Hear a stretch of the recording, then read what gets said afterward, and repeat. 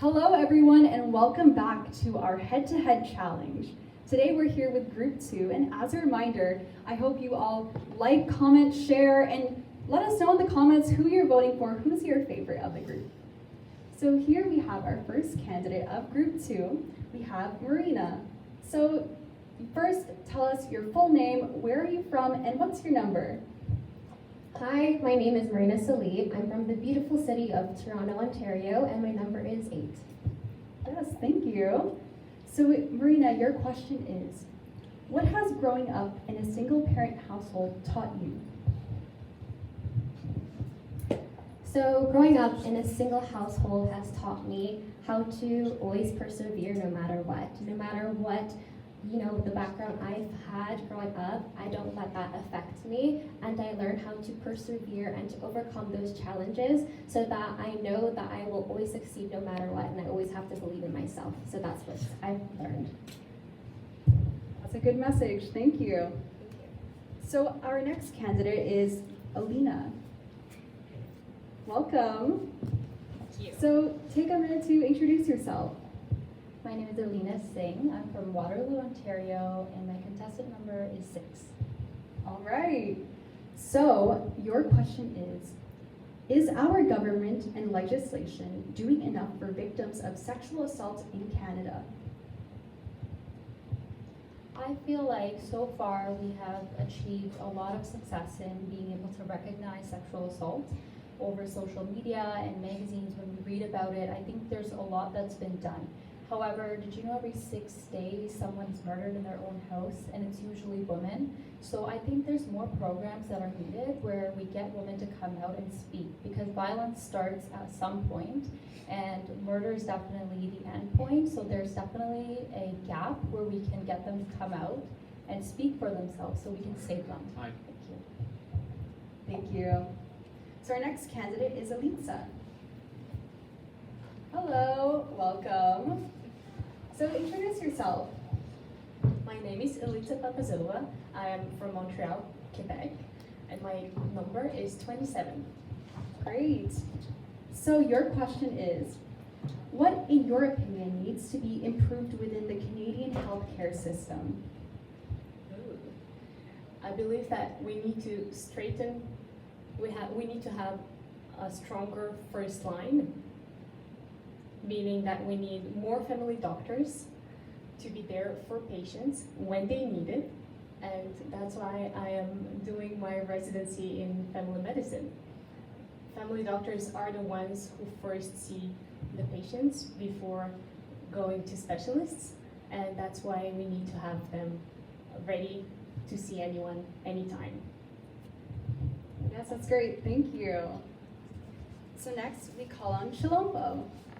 Hi. Hi. Welcome to our head-to-head challenge. Thank you. So introduce yourself. My name is Chilombo Mwela. I'm from Fort McMurray, Alberta, and my contestant number is 23. All right, so your question is, what are the qualities of a young leader and what should it have in order to inspire change?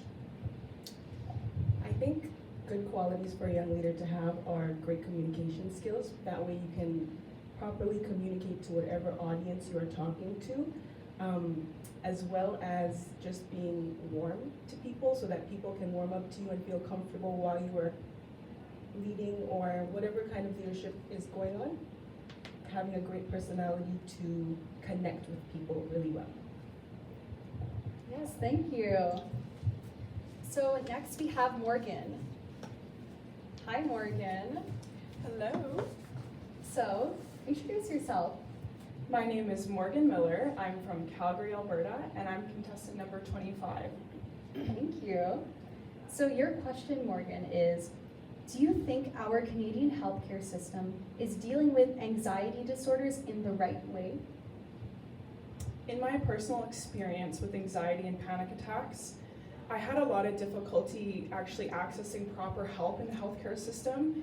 It wasn't until the 3rd time that I actually arrived at the hospital by ambulance, having a severe panic attack, that I actually got a psychologist, And I absolutely think that there needs to be more work done to provide more mental health care in our healthcare system and more funding available. Thank you. Thank you. So now we have Fatima. Hi. Hi, So let the viewers know back home, who are you? Introduce yourself. my name is Fatima Chaudhry. I'm from Richmond Hill, Ontario, and my contestant number is 11. Great. So your question is, you grew up with 6 older brothers. What have you learned from them, and what can men learn from women? I think that patience is a virtue that everybody must learn to possess. Unfortunately, men don't have that instilled within them as much as women do. That's one of my key learnings. I think that protectiveness was a great sort of enablement to myself.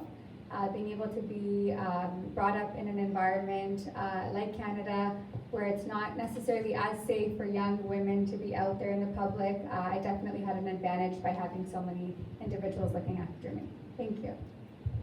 Thank you. So now we have Emma. Last but not least. Hello, Emma. Hello, Alexa. How are you? I'm good. How are I'm you? very good, thank you. Yeah, so introduce yourself for everyone back home. So my name is Emma Keys. I am from Toronto, Ontario, and I am contestant number 10. Welcome. So your question is, have you missed out by devoting your life to ballet over 17 years? Why or why not? I do not think that I missed out in any way, shape, or form by dedicating my life to ballet. That is something that I truly love with my entire heart and soul.